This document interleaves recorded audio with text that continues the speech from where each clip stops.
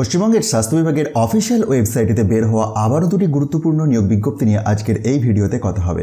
একটি বিজ্ঞপ্তি যেটি বের হয়েছে the Calcutta homeopathic medical college and hospital এবং আরও একটি বিজ্ঞপ্তি যেটি প্রকাশিত হয়েছে ওয়েস্ট বেঙ্গল আয়ুষ সমিতি হেলথ অ্যান্ড ফ্যামিলি ওয়েলফেয়ার স্বাস্থ্য ভবন এর পক্ষ থেকে। আসুন একে একে বিজ্ঞপ্তিগুলি দেখে নেওয়া যাক।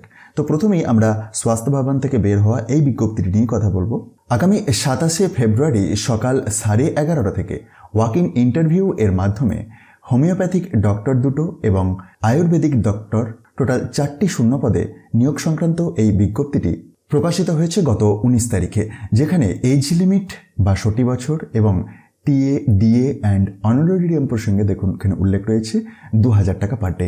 সরাসরি ইন্টারভিউ এর মাধ্যমে নিয়োগ প্রক্রিয়াটি সম্পন্ন হবে। ডিটেলস আপনি একবার অফিসিয়াল বিজ্ঞপ্তিটি ডাউনলোড করে ভেরিফাই করে নিন। এবং আজকের ভিডিওর দ্বিতীয় বিজ্ঞপ্তি যেটি the Calcutta homeopathic medical college and হসপিটালেতে নিয়োগ সংক্রান্ত। এখানে 3 ধরনের পোস্টে নিয়োগ হচ্ছে। এক তো অ্যাকাউন্টেন্ট, দেন কম্পাউন্ডার কাম ড্রিশার এবং গ্রুপ ডি।